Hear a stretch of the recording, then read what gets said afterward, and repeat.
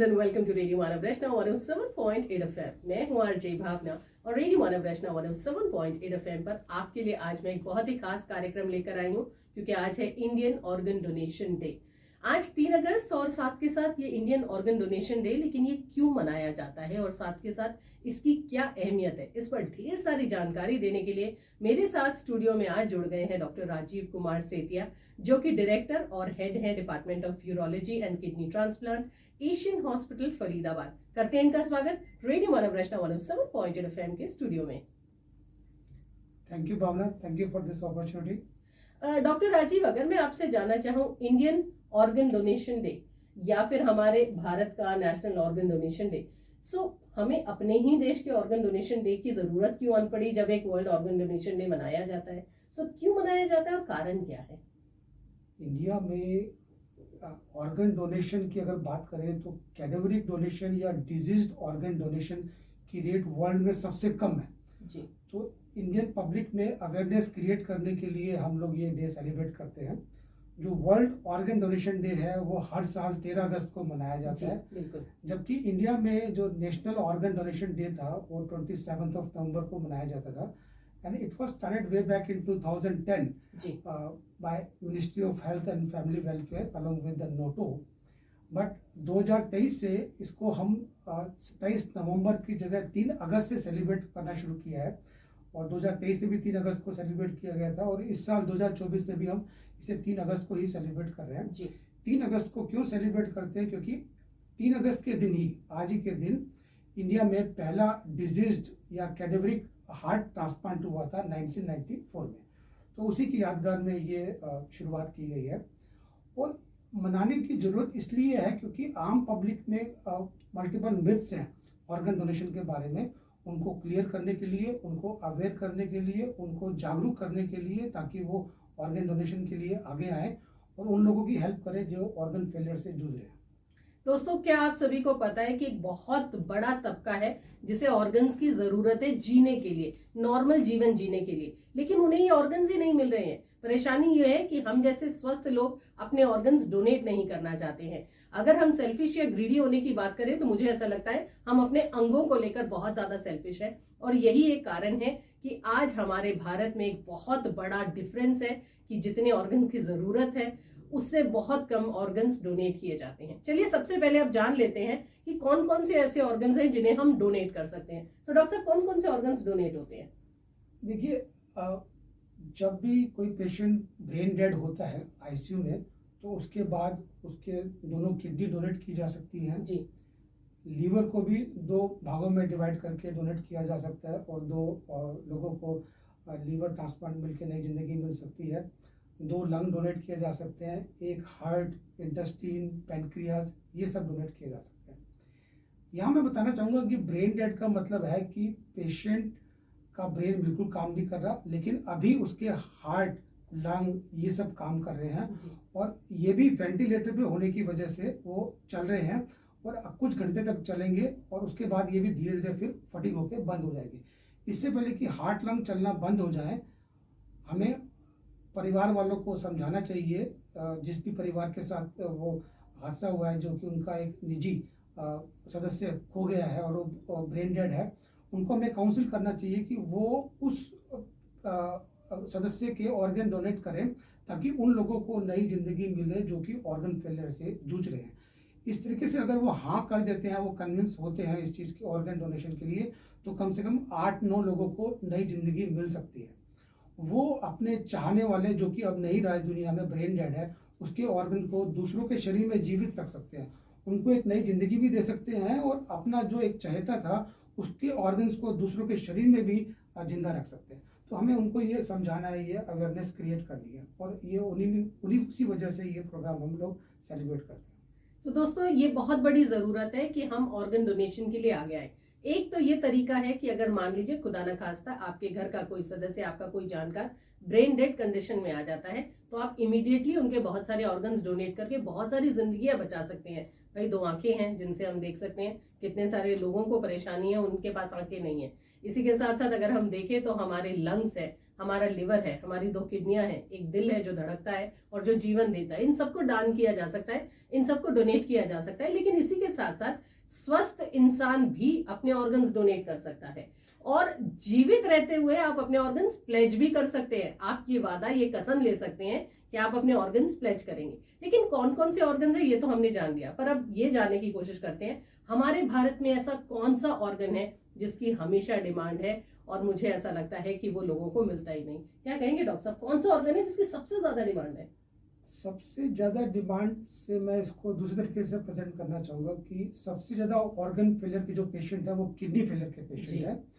हर साल लगभग 200 लोगों को किडनी ट्रांसप्लांट की जरूरत होती है, जबकि एक्चुअली 8000 लोगों का ही किडनी ट्रांसप्लांट हो पाता है, क्योंकि उन बाकी के पास डोनर नहीं है, या तो फैमिली में कोई अप्रोप्रिएट कैंडिडेट नहीं है, या डिजीज डोनेशन की वजह से उनको वेट लिस्ट में नंबर आता है और उनको मिलता नहीं है जी। सो इसी तरीके से सेकंड जो मोस्ट कॉमन ऑर्गन है जिसकी जरूरत होती है वो लीवर की है। हर साल लगभग 80,000 लोगों को लीवर ट्रांसप्लांट की जरूरत होती है बिकॉज ऑफ लीवर फेलियर या लीवर की और दूसरी बीमारियों की वजह से, जबकि केवल 1800 लोगों को ही लीवर ट्रांसप्लांट हो पाता है, बाकी लोग इस चीज़ से वंचित रह जाते हैं। और अगर मैं हार्ट की बात करूं तो लगभग 20,000 लोगों को हार्ट ट्रांसप्लांट की जरूरत होती है, जबकि लेस देन 200 ही हार्ट ट्रांसप्लांट इंडिया में होते हैं। तो there is a big gap between demand and supply जी। सो इस बिग गैप को कम करने के लिए है, उसको कवर करने के लिए ही हम लोगों को अवेयर करना चाहते हैं कि ऑर्गन डोनेशन के लिए आगे आइए, प्लेज कीजिए। यहाँ मैं बताना चाहूँगा कि ऑर्गन डोनेशन 2 तरह का होता है। एक तो जो मैंने बताया कि ब्रेन डेड, जिसको हम बोलते हैं डिजीज डोनर या कैडेवरिक डोनर प्रोग्राम। दूसरा होता है living donor program. Living donor मतलब जीते जी भी अपने ऑर्गन डोनेट कर सकते हैं। अगर कोई स्वस्थ है तो वो अपना एक किडनी डोनेट कर सकता है अपने परिवार के किसी सदस्यों को जो कि ऑर्गन फेलियर से जूझ रहा है। इसी तरीके से अपना हाफ लीवर भी डोनेट कर सकते हैं।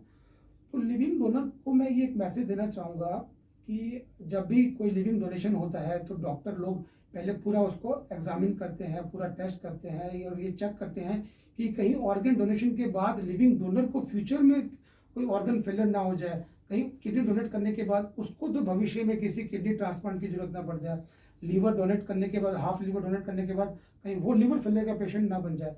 तो उसके लिए पूरा डिटेल चेकअप होता है और ये इंश्योर किया जाता है कि भविष्य में उसको कोई दिक्कत नहीं होगी ऑर्गन डोनेशन के बाद, तभी उसका ऑर्गन लिया जाता है, एक्सेप्ट किया जाता है। अगर कोई उसको मेडिकल प्रॉब्लम होती है और या किसी वजह से उसके भविष्य में ऑर्गन फेलियर होने के चांसेस होते हैं तो ऐसों का ऑर्गन नहीं लिया जाता। तो लिविंग डोनेशन भी सेफ है, उससे डोनर को भविष्य में कोई प्रॉब्लम नहीं होती है। तो ये मैसेज हम कन्वे करना चाहेंगे कि लिविंग डोनेशन के लिए घबराए नहीं, आगे आए, पूरा चेकअप के बाद ही वो होता है और भविष्य में कोई दिक्कत नहीं होती।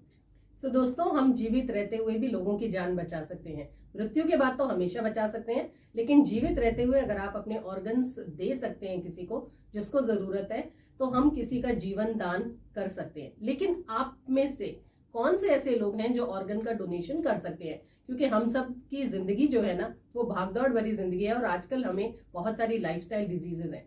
तो जिस प्रकार जब हम रक्तदान करने की बात करते हैं तो हम कहते हैं कौन लोग हैं जो एलिजिबल है, ऐसे ही चलिए डॉक्टर साहब से मैं जानती हूँ कौन लोग हैं जो एलिजिबल हैं किसी ऑर्गन को डोनेट करने के। मामला, मैं जैसे कि यूरोलॉजिस्ट हूँ तो मैं किडनी के बारे में अच्छे से बता पाऊंगा। किडनी डोनेशन के लिए वी मेक श्योर कि जो डोनर है उसको डायबिटीज़ नहीं है, हाइपरटेंशन नहीं है, मोर्बिड ओबेसिटी नहीं है, मोटापा नहीं है, या किसी वजह से वो उसको रेगुलर पेन किलर तो नहीं लेने पड़ते, और पहले कोई किडनी की कोई बीमारी तो नहीं है, कोई जेनेटिक प्रॉब्लम या कोई सर्जरी हुई हो, या उसको कोई स्टोन की प्रॉब्लम हो, दोनों किडनी में स्टोन की प्रॉब्लम तो नहीं है, या बार बार स्टोन तो नहीं बनते हैं। अगर ये सब प्रॉब्लम उनमें नहीं है तो ऐसे लोग अपना ऑर्गन डोनेट कर सकते हैं। और ये किडनी डोनेशन के बाद हम उनको अक्सर कहते हैं कि अपना बीपी कंट्रोल रखिए, अपना शुगर कंट्रोल रखिए, अपना वजन कंट्रोल रखिए, पेन किलर नहीं खाना है, क्योंकि किडनी को सबसे ज़्यादा खतरा अनकंट्रोल्ड ब्लड प्रेशर से, अनकंट्रोल्ड ब्लड शुगर से, मोटापा से और पेन किलर से होता है। इसके अलावा स्टोन डिजीज़ भी जिनको होती है उनकी भी किडनी नहीं ली जाती है, क्योंकि वो भविष्य में उनको स्टोन की वजह से कोई अगर उनकी किडनी खराब हुई, उसका फंक्शन कम हुआ तो उनको भी डायलिसिस की जरूरत पड़ती है। तो ज़्यादातर केसेस में स्टोन डिजीज केस में किडनी डोनेट नहीं करते हैं, लेकिन बहुत कम केसेस में जहाँ एक आधे स्टोन है जिनको निकाल के हम स्टोन फ्री कर सकते हैं, उस केस में डोनर किडनी डोनेट कर सकते हैं। तो देखिए भाई, आप एलिजिबल तभी होंगे जब आप स्वस्थ होंगे, और स्वस्थ होने के लिए इस चीज को इंश्योर करना जरूरी है कि आप ओबेसिटी का शिकार ना हो, यानी आपको मोटापा ना हो। इसी के साथ साथ डायबिटीज और हाइपरटेंशन ये कॉमन डिजीजेस हैं, लेकिन अगर आपको ये नहीं है तभी आप कोई ऑर्गन डोनेट कर सकते हैं। अब ये ऑर्गन हमने डोनेट करने के बारे में तो सोच लिया और हम स्वस्थ भी हैं, लेकिन क्या हम डायरेक्टली जाकर ऑर्गन्स डोनेट कर सकते हैं? हमें ऐसा ही लगता है, फिल्मों में भी आप ऐसा ही देखते हैं, लेकिन एक्चुअली ऐसा नहीं होता है। इसके लिए भी एक प्रोसीजर होता है। सो क्या है वो प्रोसीजर, चलिए जानते हैं डॉक्टर राजीव से। डॉक्टर राजीव, क्या मान लीजिए मेरे परिवार का कोई भी सदस्य है और मुझे ऐसा लग रहा है कि मैं आगे आकर अपना एक ऑर्गन उन्हें डोनेट करना चाहती हूँ, तो क्या मैं डायरेक्टली ऐसे ऑर्गन डोनेट कर सकती हूँ या किसी और से भी इस प्रकार से ले सकती हूँ? देखिए, लिविंग डोनेशन प्रोग्राम में जब भी परिवार का कोई सदस्य एग्री होता है ऑर्गन डोनेशन के लिए, तो वो हॉस्पिटल जाते हैं, जो ट्रांसप्लांट टीम होती है उनसे मिलते हैं, हम लोग उनका पूरा मेडिकल वर्कअप करते हैं, लीगल वर्कअप करते हैं। हम ये लोग देखते हैं कि वो मेडिकली फिट है कि नहीं है ऑर्गन डोनेशन के लिए, उसको कोई ऐसी बीमारी तो नहीं है कि डोनेशन के बाद उसको भविष्य में ऑर्गन फेलियर की नौबत आ जाए और उसको दिक्कत हो। अगर मेडिकली फिट होते हैं तो फिर हम उसको फिटनेस सर्टिफिकेट देते हैं। वो फिटनेस सर्टिफिकेट और लीगल पेपर के साथ वो फाइल प्रेजेंट होती है कॉम्पिटेंट अथॉरिटी या डिस्ट्रिक्ट ऑथराइजेशन कमेटी के पास। वहाँ वो लोग ये डिसाइड करते हैं, वो कमेटी ये डिसाइड करती है कि जो रिलेशन बताया गया है, नियर रिलेटिव या अदर देन नियर रिलेटिव, जो भी रिलेशन बताया गया है वो रियली ट्रू है कि नहीं है, कोई फेक रिलेशन तो नहीं है, किसी तरह का कोई आदान प्रदान तो नहीं है। और वो जब संतुष्ट होते हैं दोनों का इंटरव्यू लेके, उनके परिवार वालों का इंटरव्यू लेकर कि भाई वो आउट ऑफ अफेक्शन ही दे रहा है, और सारे डॉक्यूमेंट्स मैच करते हैं कि जो रिलेशन बताया गया वो प्रूव हो रहा है, और रिलेशन को डीएनए करके भी प्रूव किया जाता है कि डीएनए से भी वो रिलेशन कंफर्म हो रहा है कि नहीं हो रहा। और ये सब चीज़ें जब कंफर्म हो जाती हैं और डोनर मेडिकली फिट है, तब उनको उस चीज़ की अनुमति मिलती है, अप्रूवल मिलता है ऑर्गन डोनेशन के लिए, और वो फिर हमारे पास दोबारा आते हैं, फिर हम उनका ट्रांसप्लांट करते हैं। तो लिविंग डोनेशन में दो तरह के डोनर होते हैं, near relative, other than near relative. अगर नियर रिलेटिव होते हैं तो उनका अप्रूवल कॉम्पिटेंट अथॉरिटी देती है। अगर अदर देन नियर रिलेटिव होते हैं तो डिस्ट्रिक्ट बेस्ड ऑथराइजेशन कमेटी उनका अप्रूवल देती है, सारे डॉक्यूमेंट्स लीगल वर्कअप देखने के बाद। इसी तरीके से अगर मैं बात करूं डिजीज डोनर या कैडेवरिक डोनर प्रोग्राम में, जब भी कोई पेशेंट ब्रेन डेड है, usually brain dead patient ICU में होते हैं, और ज़्यादातर ऐसे पेशेंट वो होते हैं जो रोड ट्रैफिक एक्सीडेंट में जिनकी मृत्यु हो गई है या स्ट्रोक की वजह से जिनकी मृत्यु हो गई है। तो जब वो ब्रेन डेड हो जाते हैं तो उनके ब्रेन में कोई एक्टिविटी नहीं है। Brain dead means really dead, अब जीने की कोई अब उम्मीद नहीं है, वो दोबारा जिंदा नहीं हो सकते। It's not like a coma, brain dead means dead, but अभी उसके हार्ट, लंग, ये सब ऑर्गन काम कर रहे हैं, लीवर काम कर रहा है और कुछ घंटों तक काम करते रहेंगे। तो उस समय हॉस्पिटल की आईसीयू टीम या जो ट्रांसप्लांट कोऑर्डिनेटर है, ये पेशेंट की फैमिली को बताते हैं कि भाई आपका अब ये जो एक नियर एंड डियर जो भी फैमिली मेम्बर है, ये अब ब्रेन डेड है, अब उसके जीने की कोई उम्मीद नहीं है, लेकिन आप इसके ऑर्गन्स को दूसरों के दे करके उनके शरीर में इसके ऑर्गन्स को जिंदा रख सकते हो और उनको जिंदगी भी दे सकते हो। अगर वो यस करते हैं तो फिर वो सेंटर ये इंफॉर्मेशन नोटो को देता है। NOTTO means national organ and tissue transplant organisation, जो कि गवर्नमेंट एजेंसी है। नोटो के पास एक वेट लिस्ट होती है उस एरिया की। नोटो डिसाइड करती है वेट लिस्ट के अकॉर्डिंगली कि भाई वो ऑर्गन किस बंदे को मिलना है जो वेट लिस्ट में है, और वो फिर उन लोगों को अलॉकेट करती है। वो हॉस्पिटल की टीम अपने उस वेट लिस्ट वाले पेशेंट को बुलाती है और फिर जिस सेंटर पे ब्रेन डेड पेशेंट है वहाँ पे जाके ऑर्गन रिट्रीव करती है और अपने पेशेंट को लगाती है। सो जो ब्रेन डेड या जो कैडेवरिक डोनेशन प्रोग्राम है, उसमें जो डोनेशन होता है उसका एलोकेशन नोटो करता है। और अब उसके लिए रजिस्टर कैसे करना है, किसी की फैमिली में ऑर्गन फेलियर का पेशेंट है और वो फैमिली में अप्रोप्रिएट डोनर नहीं है, लिविंग डोनर नहीं है, और वो डिजीज डोनर के लिए या कैडेवरिक डोनर के लिए रजिस्टर करना पड़ता है, तो वो अपने नियरेस्ट ट्रांसप्लांट सेंटर में जाके अपना नाम लिखवाते हैं, अपना वर्कअप करते हैं, फिटनेस पूरे टेस्ट कराते हैं, और फिर वो हॉस्पिटल वाले उसकी पूरी इंफॉर्मेशन नोटो में रजिस्टर करते हैं और नोटो की वेट लिस्ट में उसका नाम आता है, ताकि जब भी नोटो को इन्फॉर्मेशन मिले कि ये ऑर्गन अवेलेबल है इस हॉस्पिटल में, तो वो नोटो उसको लोकेट कर सके। तो डिजीज डोनेशन में इस तरीके से ऑर्गन का एलोकेशन होता है और वेट लिस्ट के अकॉर्डिंगली रेसिपिएंट को मिलता है। सो भाई ये तो बात रही। अगर आपने ब्रीथ वाली वेब सीरीज देखी होगी तो आपको पता लगा होगा अभिषेक बच्चन ने जिस ढंग से अपने बच्चे के लिए काफी सारे क्राइम करने की कोशिश की, बस वो ये चाहता था कि मेरे बच्चे को ऑर्गन मिल जाए। तो कुछ ऐसा ही ऑर्गन डोनेशन का पूरा प्रोसीजर है। मतलब आपको इंतजार करना पड़ता है। आपका पहले नाम हॉस्पिटल की तरफ से जाएगा, उसके बाद आपका मैच होना चाहिए, आपका ब्लड ग्रुप मैच होना चाहिए, उसी के साथ साथ आपको जिस कंडीशन का ऑर्गन चाहिए उसका एक मैच मिलना चाहिए। और ये सब कुछ होने के बाद अगर आप उस लिस्ट में आपके पास एक डोनर आता है और वो आपको डोनेट करता है, तब जाकर आपका ऑर्गन लगता है।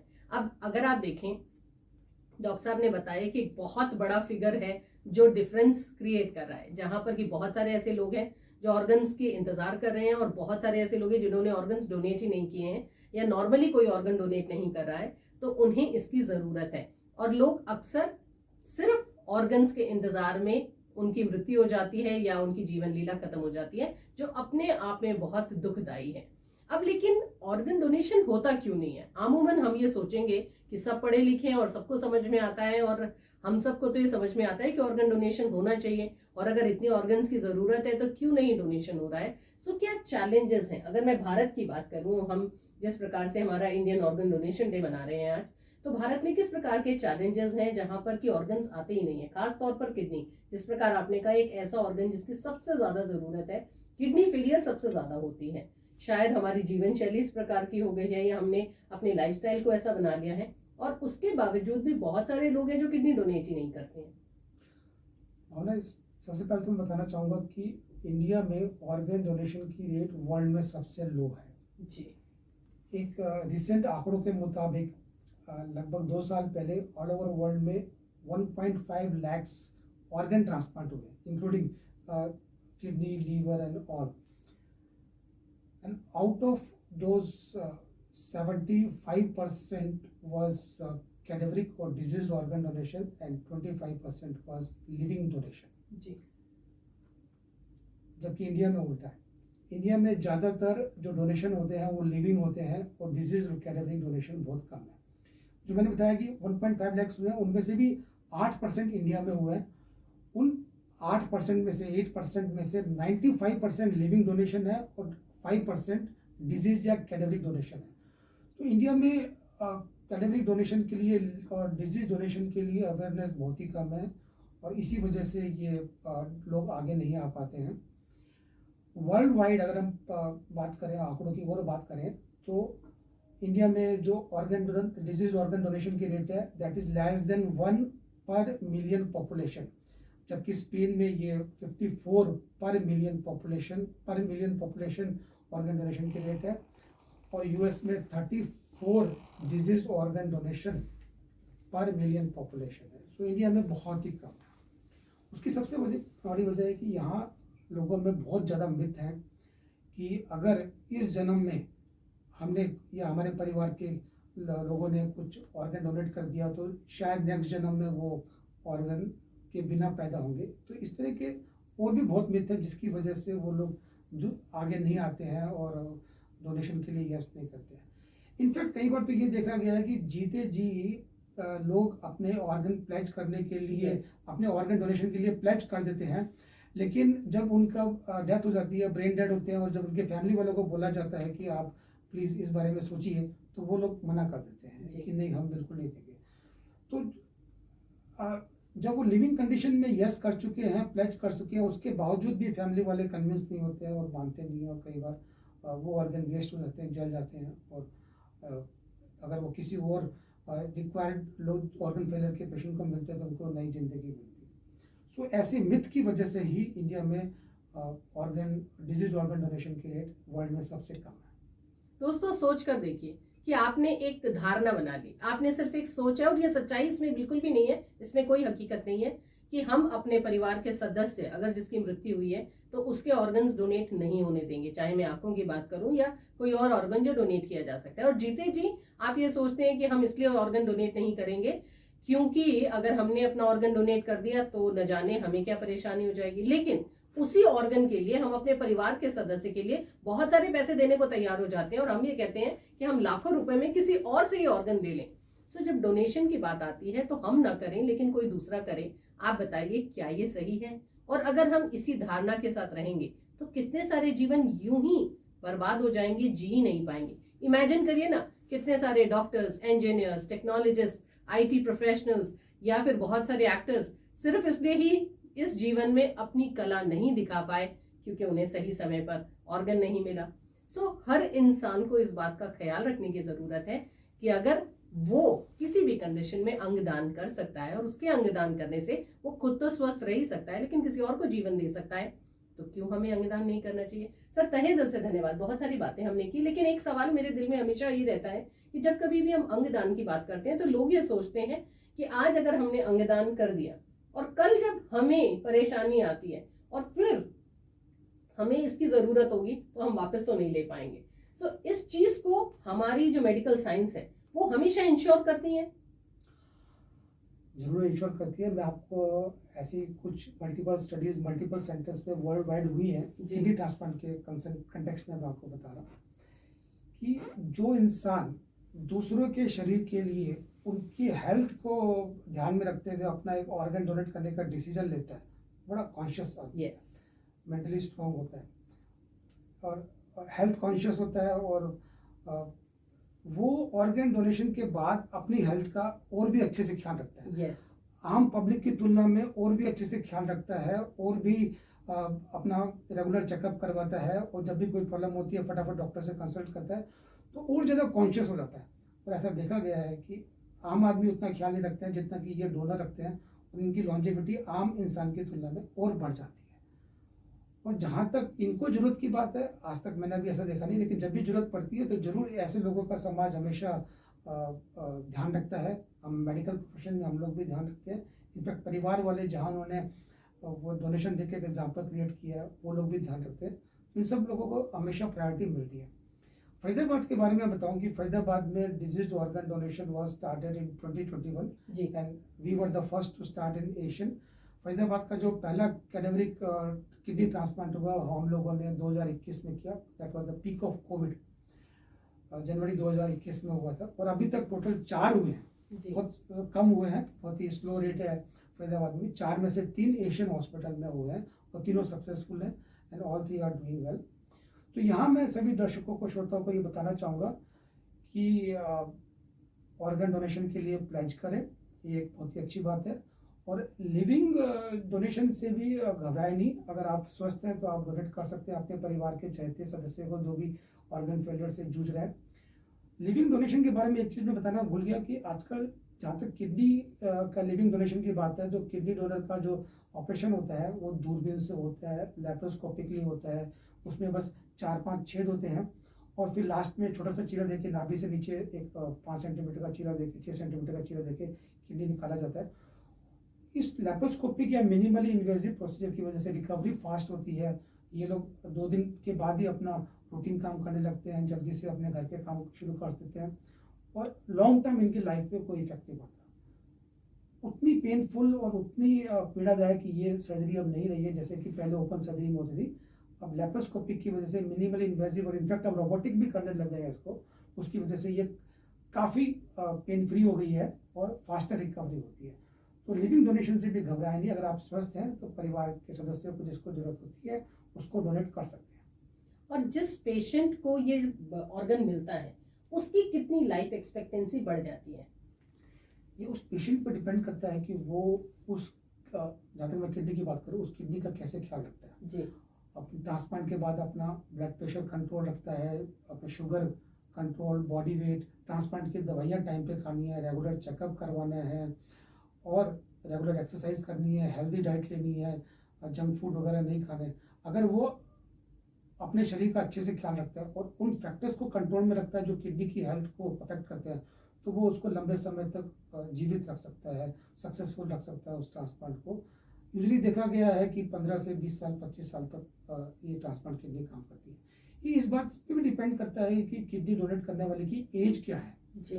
वो किडनी का फंक्शन क्या है, जो कि हम प्रीवियस ऑपरेशन से पहले जो प्री ऑफ वर्कअप में टेस्ट करके देखते हैं, उसका GFR क्या है, जो किडनी उसको मिली है उसका GFR कितना है, वो किस डोनर की एज क्या थी, वो सब चीज़ों पर भी डिपेंड करता है। बट उससे भी सबसे ज़्यादा इम्पोर्टेंट ये है कि अपना blood pressure, blood sugar, body weight control रखना है और ट्रांसप्लांट दवाइयाँ जो इम्यूनोसप्रेसेंट मेडिसिन है वो टाइम पे खानी है। अगर ऐसा करेंगे तो वो उसकी लाइफ काफ़ी लंबी रह सकती है। भाई एक तरफ तो हम ये सोचते हैं कि मेडिकल साइंसेज या फिर डॉक्टर्स झूठ भी बोल सकते हैं, लेकिन अगर आप तथ्य जानना चाहते हैं तो बहुत सारे ऐसे डोनर्स हैं, लिविंग डोनर्स हैं, जिन्होंने अपने परिवार के सदस्यों को किडनी दी है और वो बिल्कुल स्वस्थ जीवन जी रहे हैं। उनमें से बहुत सारे एक्टर्स हैं जिन्हें आप नॉर्मल जिंदगी में स्टंट करते हुए और एक्टिंग करते हुए देखते हैं। बहुत सारे पॉलिटिशियंस हैं जिन्हें आप इलेक्शन में लड़ते हुए और ढेर सारा काम करते हुए देखते हैं। और ऐसे लोगों को अगर आप फॉलो करने की कोशिश करें और आप देखें तो उनकी दिनचर्या बिल्कुल समान है, कुछ भी नया नहीं है, कुछ भी अलग नहीं है। आप भी ऑर्गन डोनेट करके किसी का जीवन बचा सकते हैं। हमारे सभी लिसनर्स को जाते जाते क्या खास मैसेज आप देकर जाना चाहेंगे? मैं सभी श्रोताओं को ये मैसेज देना चाहूँगा कि जीते जी ऑर्गन डोनेशन के लिए प्लेज करें। ये बहुत ही अच्छी बात है। इससे कई लोगों को नई जिंदगी मिलती है। और लिविंग डोनेशन का भी अगर मौका मिले और आप स्वस्थ हैं तो घबराएं नहीं। ऑर्गन लिविंग होते हुए भी ऑर्गन डोनेट कर सकते हैं और पूरा चेकअप होता है, उसके बाद ही लिविंग डोनेशन होता है ताकि आपको भविष्य में कोई दिक्कत ना हो। दोस्तों बहुत आसान है, लेकिन इसके लिए सिर्फ जरूरत है कि आप सिर्फ एक कदम बढ़ाएं और किसी की मदद करें। कभी भी आपको मौका मिले रक्तदान का, अंग दान का, और आपको लग रहा है कि आपने आज तक अपने कभी भी ऑर्गन्स प्लेज नहीं किए हैं या आज तक आपने उस फॉर्म को साइन नहीं किया है जहां आपके जीवन के बाद आपके अंग से किसी को जीवन मिल सके, तो आज ये जरूर करिएगा, क्योंकि आज का दिन ही बहुत खास है। आज हम मना रहे हैं इंडियन ऑर्गन डोनेशन डे और हमारे भारत को ढेर सारे ऑर्गन्स की जरूरत है। इसी बात पर तहे दिल से धन्यवाद डॉक्टर राजीव कुमार सेतिया, आज आप हमारे स्टूडियो में आए और हमारे सभी लिसनर्स को आपने बेहतरीन जानकारी दी। Thank you ma'am. वक्त है आपसे इजाजत लेने का, लेकिन आपसे इजाजत ले रही हूँ, आप कहीं नहीं जाने वाले, आप जुड़े रहिएगा रेडियो 107.8 FM के साथ। Feel good.